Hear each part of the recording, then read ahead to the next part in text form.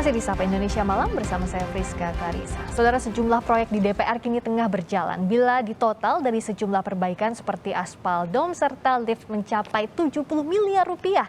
Sementara itu peneliti Formapi Lusius Karus menilai proyek perbaikan gedung DPR yang saat ini tengah berjalan minim urgensi.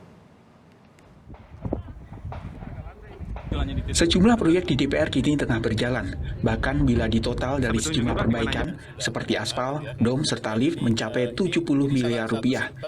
Dewan Perwakilan Rakyat menganggarkan 4,5 miliar rupiah untuk pengecatan dom Gedung Nusantara. Anggaran ini juga akan dipakai untuk perbaikan konstruksi. Sebelumnya, DPR juga melakukan penggantian dan perbaikan lift Gedung Nusantara 1. Namun, sampai saat ini pengerjaan belum tuntas dan masih bermasalah. Anggota Badan Urusan Rumah Tangga DPR RI Andri Rosiadi mendesak perusahaan pemenang tender lift DPR untuk segera menyelesaikan permasalahan di lift Nusantara 1 paling lambat 1 Juni 2022. Sampaikan juga kepada pihak Sekjenan untuk menyampaikan kepada pihak Angkasa Pura Solusi untuk serius bekerja, untuk serius menunjukkan profesionalitasnya dalam bekerja, melayani kontrak yang ada. Jangan sampai ujung-ujungnya kami di DPR malah mengejar kontraktor itu, dan kita sampaikan kepada Pak Erick Thohir kalau memang anak perusahaan BUMN itu tidak profesional. Jadi kita sudah juga memberikan deadline untuk disampaikan kepada pihak kontraktor itu, tolong bekerja profesional dan cepat, karena ini sudah hampir 1,5 tahun. Dari situs LPSI DPR, tender penggantian lift Gedung Nusantara 1 DPR dimenangkan oleh PT Angkasa Pura Solusi. Kontrak dimulai pada Januari 21 dengan nilai anggaran perbaikan mencapai 55,4 miliar rupiah.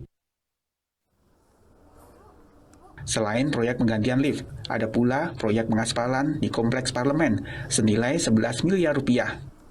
Peneliti Formapi Lusius Karus menilai anggaran proyek perbaikan gedung DPR yang saat ini tengah berjalan minim urgensi. DPR diharapkan bisa melakukan efisiensi, bukan malah pemborosan anggaran.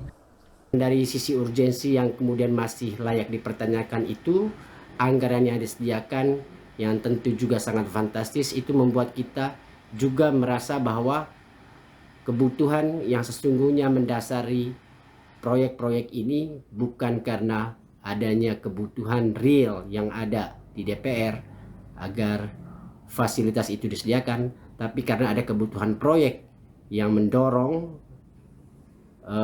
Sekjenan DPR untuk kemudian menginisiasi rencana proyek-proyek itu.